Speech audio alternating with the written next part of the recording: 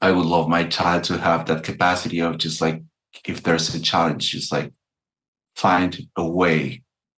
What if your child never learns things based on what you say? He only learns based on what he can see you do.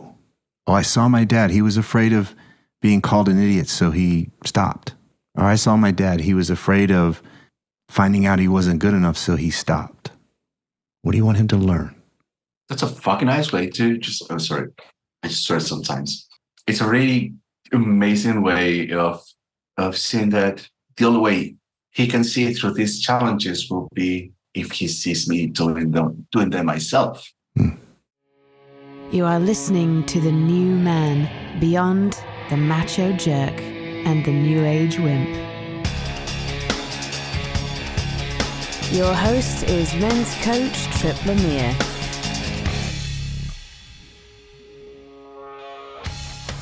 Are you stuck professionally because you're afraid to put yourself out there?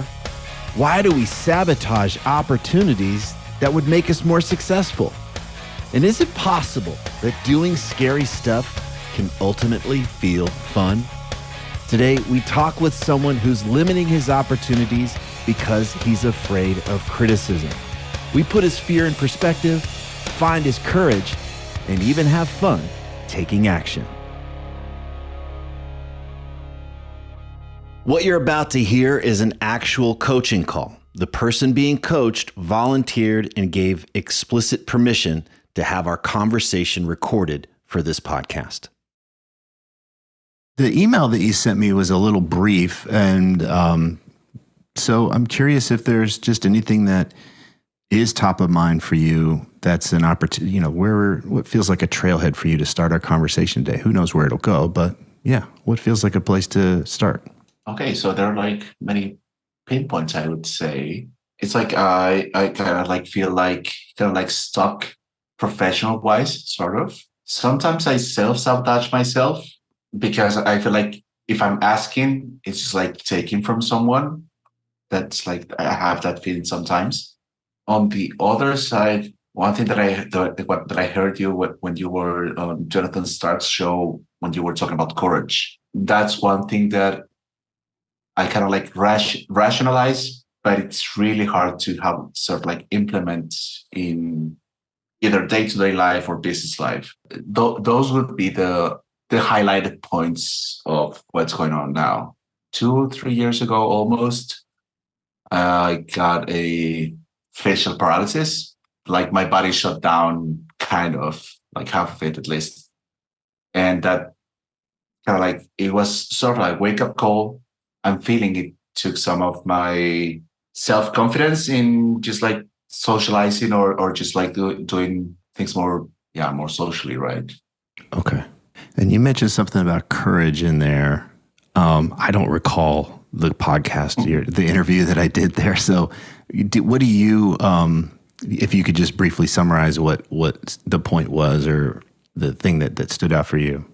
You were talking about like, courage is not having fear. It's just like taking an action despite it. Okay. Right.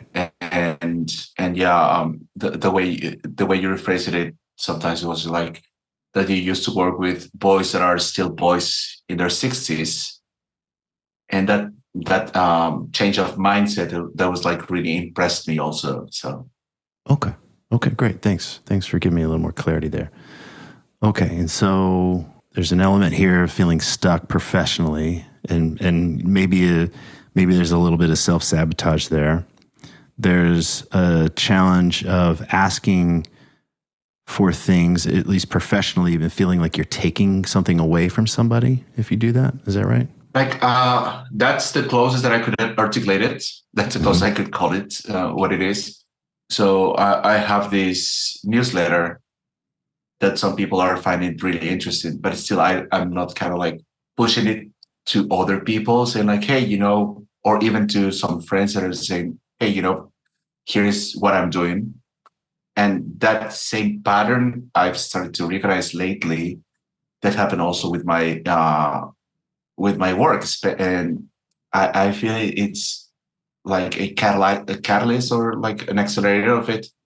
was this health issue I had a couple of years ago. It was just like it made me feel, it's not uncomfortable, the word.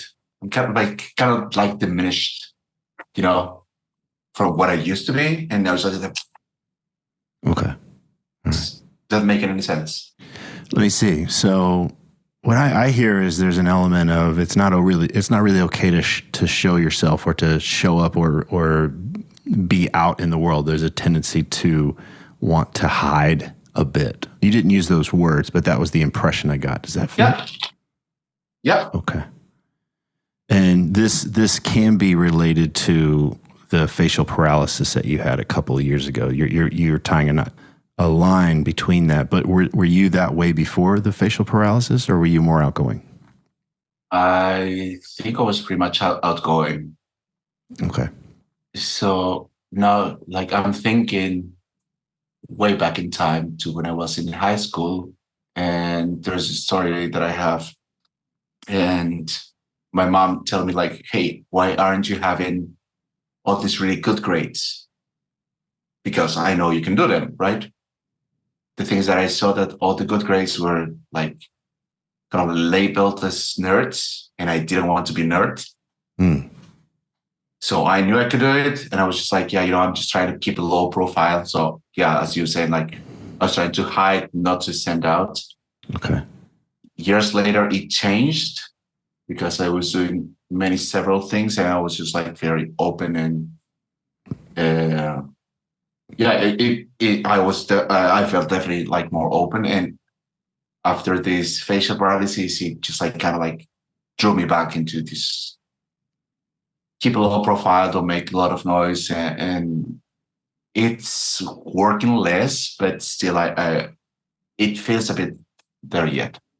Just in the little bit that you told me, that you shared with me, is the impression that I get is there's a lot possible for you. That you have a skill set that's great, but the thing that's getting in the way from you really being able to stretch and have more opportunities is this part of you that's afraid to show up in the world or be more seen in the world.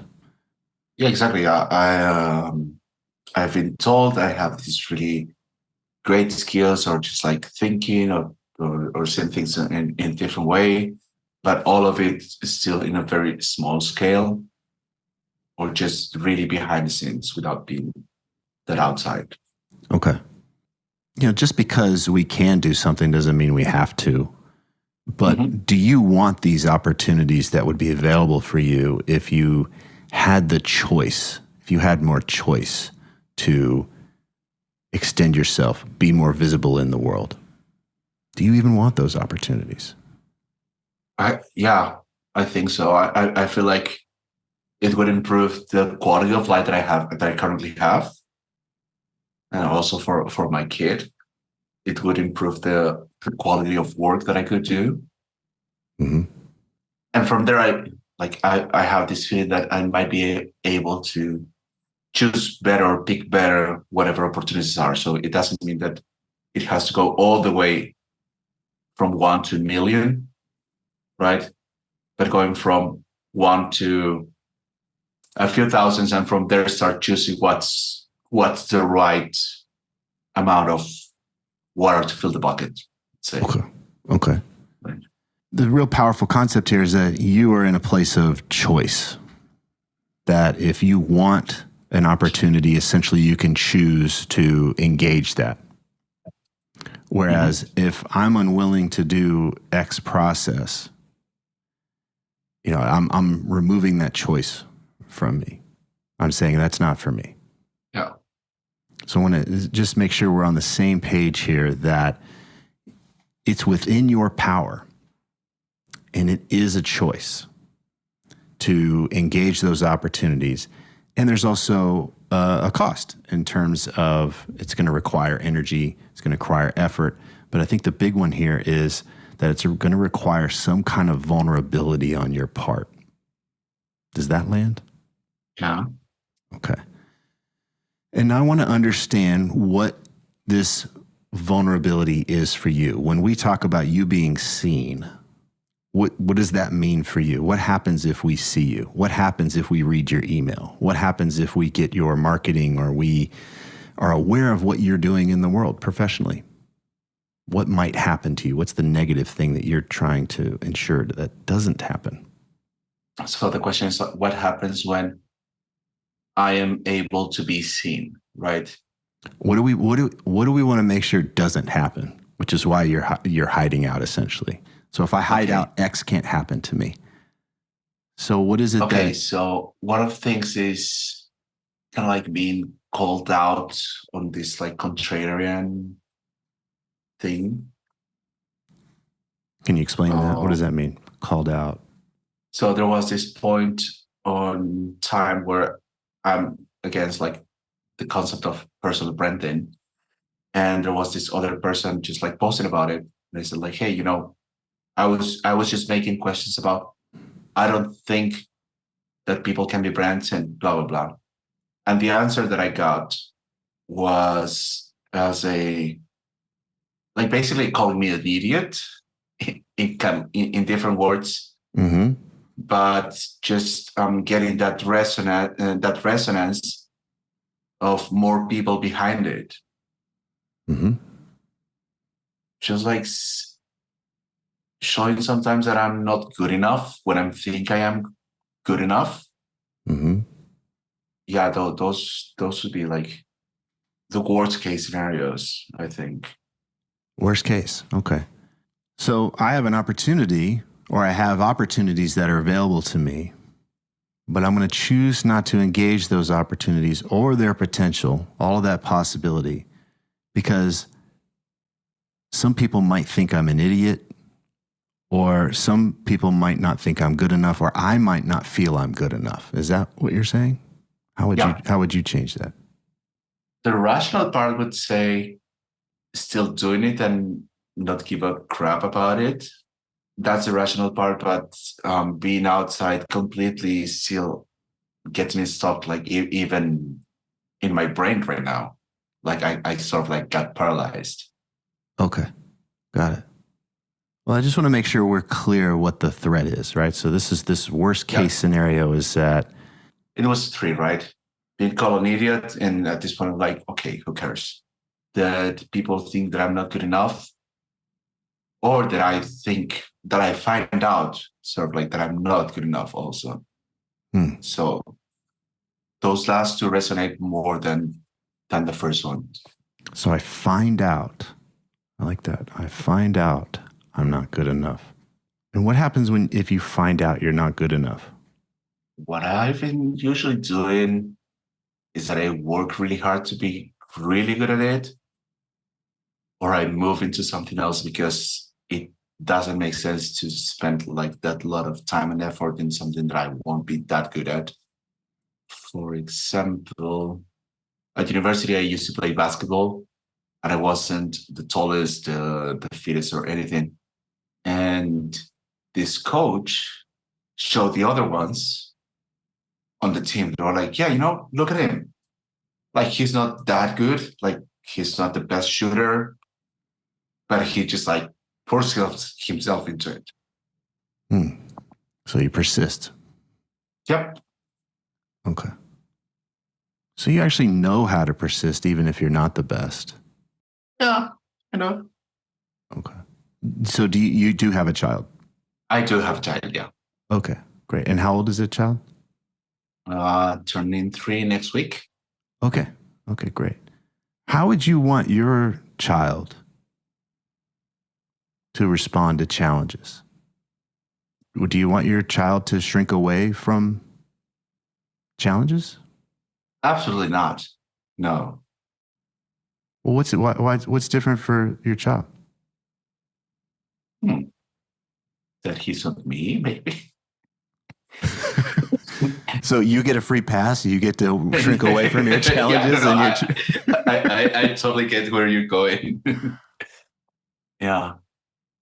Yeah, no, like the difference is that it's just like you're saying that I'm giving myself a free pass when it's a choice, right? Yeah, there's nothing different. Well, I want to make sure you might be entitled. Like there's some folks that are like, you know what, I get a break because I had XYZ happen in my life. So, I shouldn't have to work hard. I shouldn't have to be vulnerable. I should get a free pass. And you might be one of those people. I want to check it out. Yeah. No, I definitely don't feel that way. And it's so good that you made that question, because it's just like, yeah, it's something that I've done before. I see a challenge, I overcome it, or find a way to just like go around. And I would love my child to have that capacity of just like, if there's a challenge, just like find a way. It doesn't matter if it's straight around the edges, but just like figuring out a way to just like overcome a challenge. What if your child never learns things based on what you say? He only learns based on what he can see you do. Meaning, he sees you in the face of a challenge and he can learn by watching you. How do you respond when you're challenged? Oh, I saw my dad. He was afraid of being called an idiot, so he stopped. Or I saw my dad. He was afraid of finding out he wasn't good enough, so he stopped. Or is there another story? What do you want him to learn? Oh, what I want him to, yeah, well, children definitely learn from what they see, not from what they're told. So yeah, like that's a fucking nice way to just. Oh, sorry, I just swear sometimes. It's a really amazing way of seeing that the only way he can see through these challenges will be if he sees me doing them myself. Because otherwise it's going to be like me telling him, yeah, you have to go through that fence.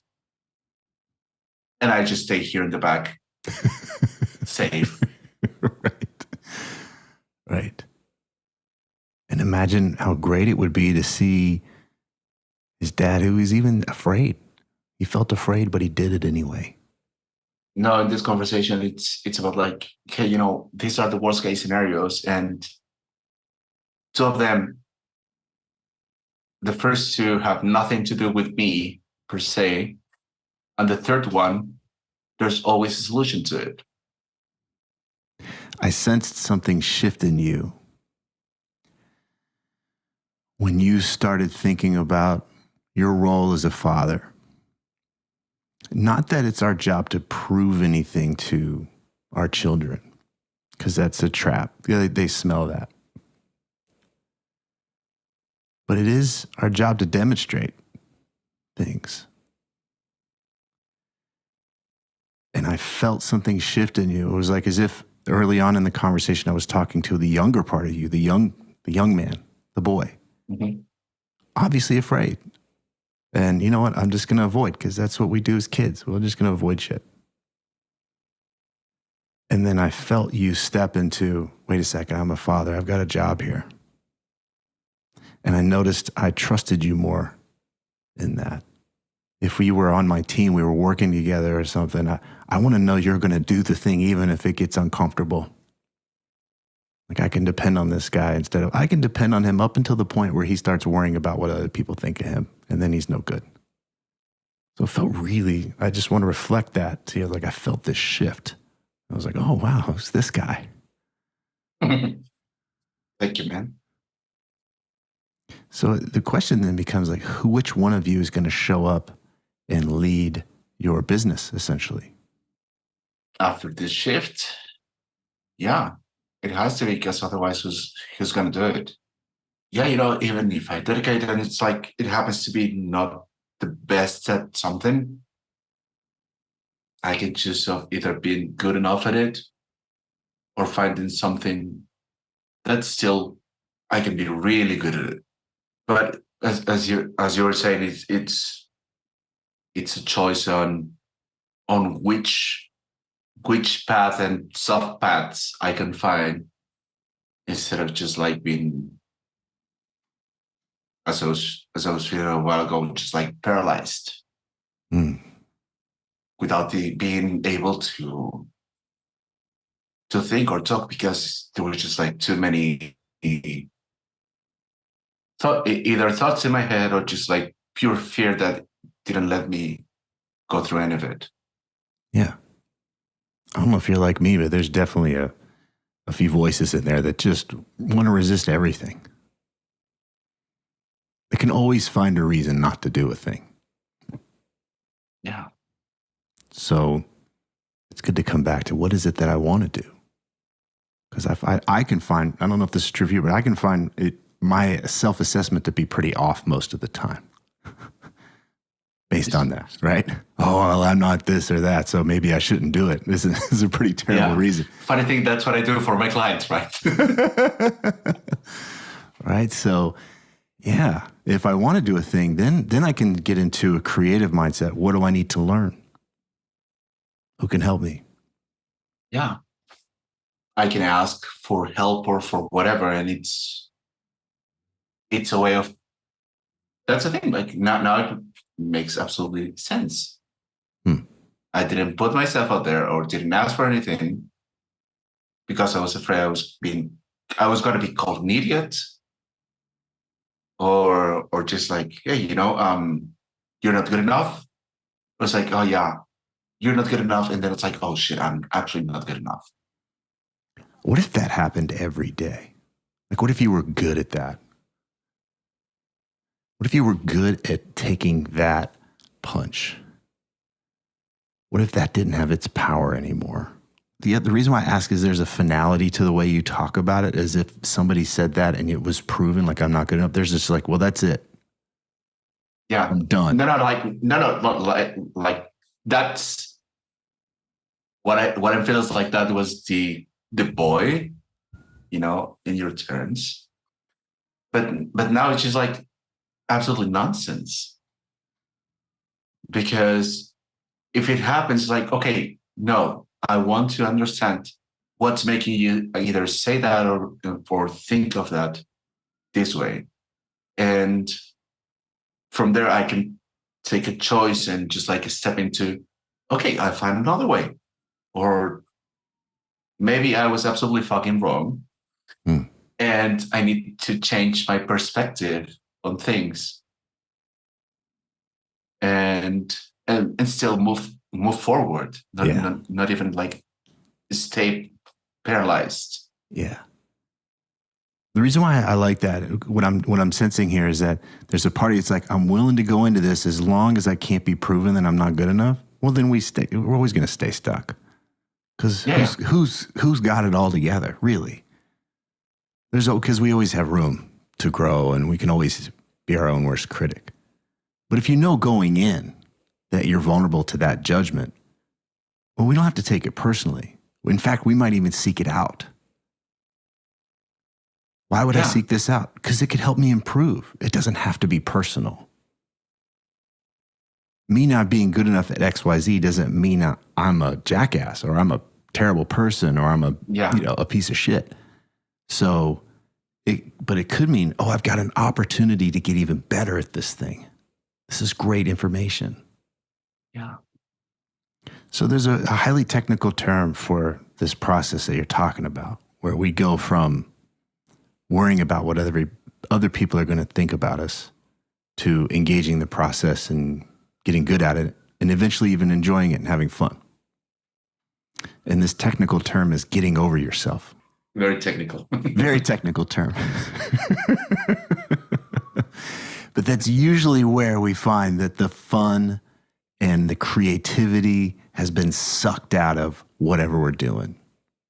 When things feel narrow, when things feel really freaking serious, wait, we have to get it right, there's no room for error, all of that kind of stuff, that's usually an indicator I'm taking myself too seriously. I'm not even really focused on the task at hand. I'm making this about me. Yeah. And so the skill is, how can I relax this need to make it about me? And Don Miguel Ruiz talks about in the 4 agreements, one of the first ones is don't take anything personally. Another one is don't make assumptions, as in everybody around me is thinking I'm an idiot. Mm-hmm. So if we know that going in, and we just start to relax that a bit or be playful with it, okay, I'm probably going to worry about what people are thinking and saying. Okay, it comes up, I can relax it. Get back to focusing on what needs to happen here. And that's what I want to help you with right now is imagine being able to recognize that you've been focusing on yourself and what others might think or say. What could you pivot to in that moment instead of worrying about your self-image and these imaginary judgments from others, or even if they send a comment, whatever it is? What would help you to pivot to instead? It's actually about the action itself, right? And what I'm thinking of is just like this story of like this learning how to surf by yourself when you're like 18 or 19. And it feels just like that. It feels, you don't need to stand on the board and just like fucking rip it. You just need to stand and see like, okay, what's the first thing like tiny little thing that I need to do? Great. That's going to move me forward. Beautiful. Is there a specific challenge or situation in your daily life right now with maybe some of the work stuff that you've talked about where you've been in that paralysis? There's a thing you've been wanting to do, but you haven't been doing it because of these fears that we're talking about. Is there a specific thing that comes to mind? So I've moved countries. So one of them was not really like either applying for jobs because I was just like, oh yeah, I'm afraid of this. And the other one was if I'm writing, I'm not asking these other people for help. Okay. And I felt paralyzed, and it was just like something really, really simple. I feel to get over. Okay. So which one of those, or maybe both, we could address both. What would be the simple actions that would get you out of paralysis? Just doing the thing. Just do the thing. Yeah. Do you know who you would reach out to ask for help? Yeah, I could come up with 10 more people at least. Like if I'm talking about like my writing thing, and on the other side, also doing the thing of like applying. It's not even hard because now I'm seeing it could lead to different opportunities. Mm-hmm. When do you want to do that thing? Right after our call, man. Great. I would like to get, will you send me an email right after our call when you've done it, confirming that you've done it? Yes. So I want to make an agreement that I'll get that today. Oh, yeah, absolutely. Okay. Like this conversation has been absolutely eye-opening. And then you mentioned that there were probably 10 people that you could reach out to for help on this other challenge that you've got. Would you reach out to them via text or via email? How would you contact them? Text. Text. Okay. I have an idea, and you can say no. Would you be willing to contact 3 of those people right now and ask for their help while I wait? It's your choice. But what I want to help you do is just pivot right into this action that you know. Already doing it. Already doing it. Okay. I'll take a break while you do that. Done. Excellent. No replies yet. What? They haven't replied yet. It's not about the urgency, but I'm pretty sure like that it's gonna be positive. Okay. Great. What do you notice about your energy now than where you were, say, an hour ago? I'm having fun, man. I'm just taking this as, hey, this is what I'm doing now. And it's not about me. That's the thing that you said a while ago, right? It's not about me. hey, I have this. Do you want to help me or not? If you don't help me, it's not that I'm a terrible person. It's just that you can or you don't, and it's absolutely your choice. Great. And it's fine. Mm-hmm. What I loved in there was I'm having fun, right? So think about how our brain can come up with crazy shit, which is, here's my challenge. Oh no, I can't possibly do that because what if XYZ happens? We better just sit here, and then my energy goes low and I start to feel bad about myself or whatever it is. I just kind of stew in my own stagnant pool of crap, right? And then I engage my challenge. I get over myself. I engage my challenge. I think of the next step that would move the needle forward. I engage it, and look what happens. I'm feeling energized. I'm actually having fun. Our bottom line is our brains are terrible at forecasting what the experience will be like. It can only usually see the bad thing. Humans are terrible at forecasting. Right? So I don't know if I want to let that part of me steer things. So it's like, let's see. Yeah. What's really at risk here? Let me just bite off the smallest amount and then build on that versus I have to stay until it's completely safe or whatever this crazy fantasy is that our fear-based brains want to come up with. The path to the aliveness that we want, the path to the freedom that we want, the path to the peace of mind, knowing that we have opportunities and we can engage them. Everything comes down to this. It's that willingness to engage these challenges. You know what? I also just noticed that through this conversation that it's totally okay not to have my shit figured out from the start. It doesn't have to be like the whole thing. There are these small steps, one thing at a time, and from there we'll see, as you say. Yeah. Yes. So yeah, that's okay. I just got a reply saying, absolutely. Oh, wow. Congratulations. What's possible for you by adopting this shift, right? Remembering. I want you to count on your brain coming up with dangers and fears always. Like that's not going to go away. Mm-hmm. But the practice, the work is to pivot out of that fantasy of fear and, oh my gosh, what if, into, okay, what's the smallest step I can take? What's the smallest experiment I can create? What's possible for you when you start to live your life this way, day after day after day? What do you see possible? Yeah, mainly now I'm just thinking like, what if I could help more people do what they're after? What if my kid has more opportunities? Just like that. It's just like this. What if something greater comes out of it? What I hear is like I could focus on what could go wrong and actually believe that I wouldn't recover from that. There's a finality to it versus, all right, something, I might go a little sideways, but what do I want? What do I want more than trying to just avoid this discomfort? And then all of those opportunities are available to you if you're willing to engage them. Instead of, what do I got to do to just make sure nothing uncomfortable happens? What do I got to do to make sure that nothing risky happens? What do I got to do to make sure that nobody thinks I'm a moron? That's a tough way to live. So here's what I'm taking away, is that after our conversation, you're going to take care of this other work thing that we discussed and knock that out. And that you mentioned that you reached out to 3 people here, but you mentioned that there were probably 10 total. Do you want to, or more? Do you want to? No, I'm doing it today. Yeah, absolutely. Yeah. Okay. So follow up with even more people. If I wait, there's a chance of just like going back to the old ways.